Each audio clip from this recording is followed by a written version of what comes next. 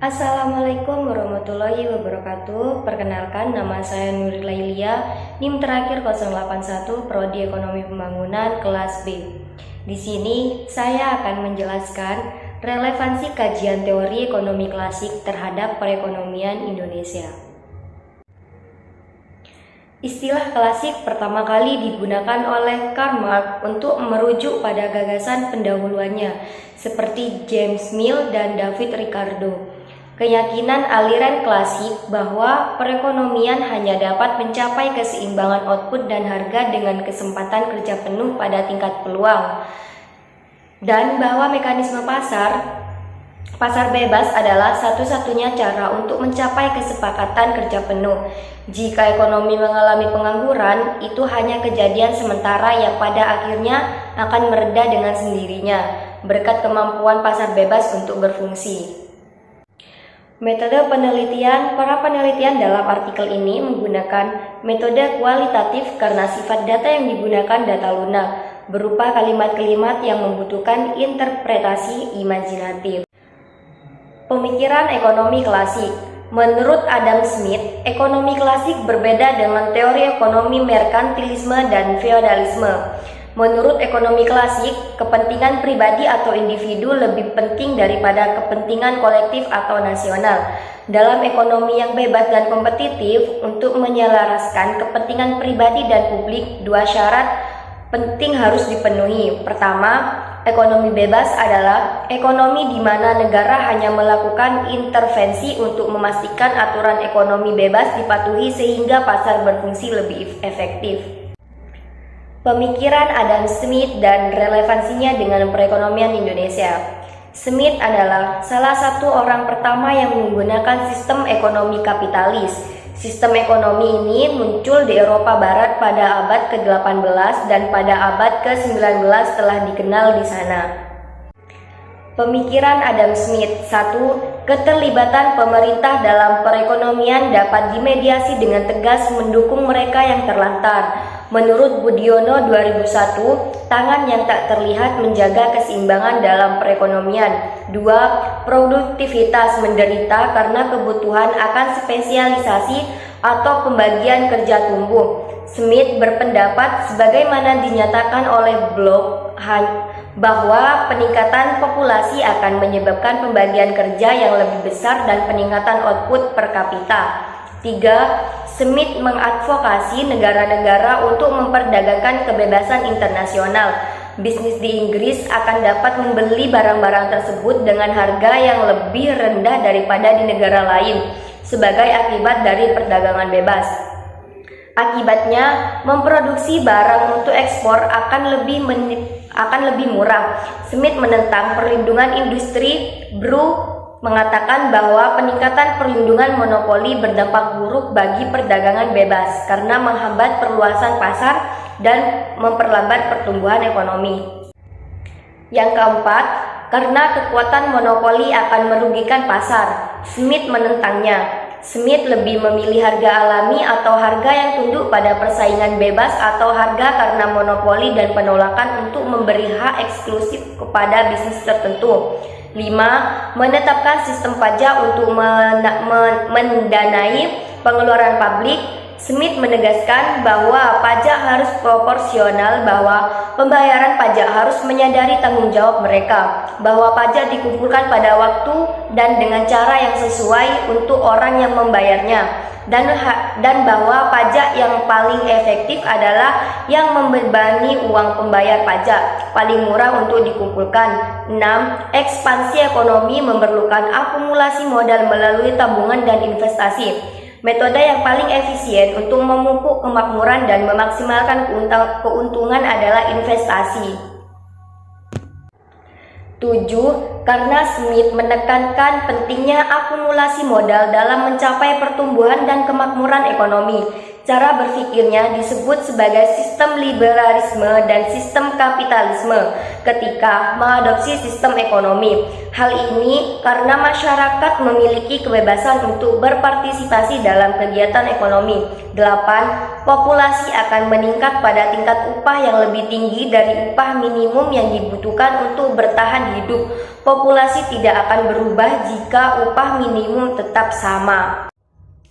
Relevansi dengan perekonomian Indonesia. 1. Tidak ada peraturan 5 tahun 1999 yang melarang perilaku monopoli dan persaingan tidak sehat antar pelaku usaha. Pemerintah melarang praktik monopoli untuk memastikan bahwa bisnis dapat bersaing secara efektif. 2. Setiap bisnis memiliki pembagian kerja untuk memastikan operasi yang efisien. Keuntungan dapat meningkatkan sebagaimana akibat dari peningkatan produksi dan spesialisasi tenaga kerja. 3. Sebagai bagian dari reformasi perpajakan, sistem penilaian resmi diganti pada tahun 1983 dengan sistem penilaian mandiri. Penerimaan pajak Indonesia telah meningkat sebagai hasilnya. 4. Sebagai bangsa, Indonesia merupakan bagian dari Masyarakat Ekonomi ASEAN atau MEA dan Kawasan Perdagangan Bebas ASEAN atau AFTA. Indonesia bergabung dengan AFTA pada tahun 1992. Keanggotaan Indonesia dalam AFTA bertujuan untuk memberikan peluang ekspor pertanian Indonesia yang paling bernilai dan tantangan bagi Indonesia untuk memproduksi barang yang lebih kompetitif. Komunitas ASEAN yang memiliki pasar bebas di Asia Tenggara kemudian dibentuk pada tahun 2015. MEA didirikan dengan tujuan untuk menyelesaikan perselisihan ekonomi di antara anggota ASEAN dan meningkatkan stabilitas ekonomi di bawah ASEAN. MEA berdampak positif bagi perekonomian Indonesia karena memberi peluang negara untuk memasuki lebih banyak pasar. Namun hal itu juga berdampak negatif bagi perekonomian Indonesia karena mendatangkan barang impor dan tenaga kerja asing yang lebih murah sehingga membahayakan barang dalam negeri. Semua sektor harus siap menghadapi masalah ini. Pemikiran Thomas Robert Malthus dan relevansinya dengan perekonomian Indonesia. Malthus meramal bahwa akan ada lebih sedikit makanan untuk setiap orang jika jumlah orang melebihi jumlah makanan yang tersedia. Jumlah lahan yang digunakan dalam produksi tetap, tetapi pertumbuhan ekonomi dan pembangunan manusia mengikuti pola geometris. Malthus menemukan bahwa satu-satunya solusi untuk masalah ini adalah mengendalikan atau membatasi pertumbuhan populasi.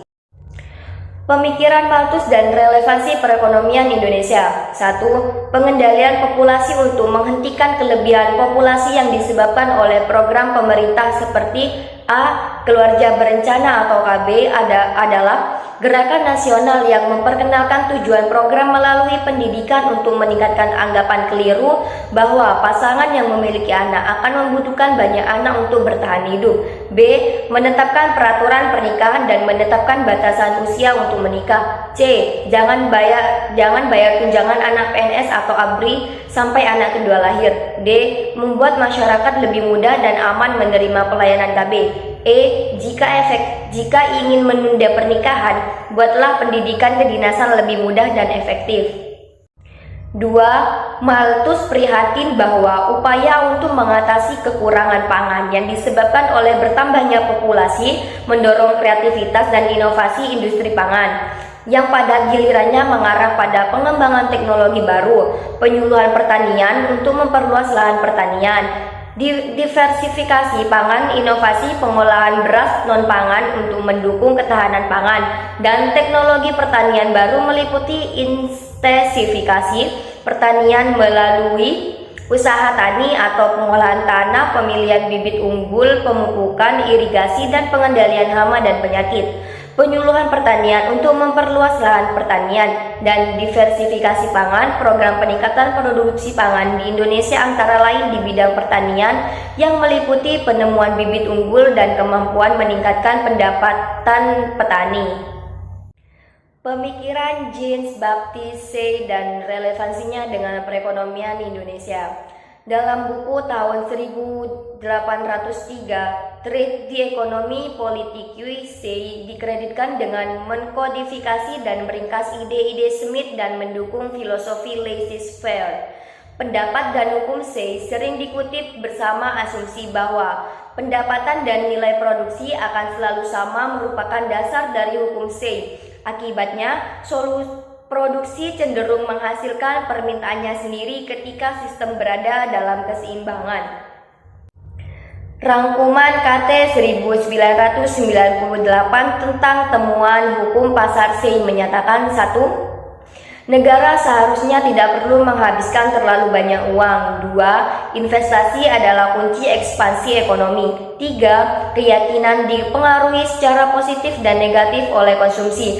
4. Permintaan meningkatkan sebagai akibat dari produksi atau produk. 5.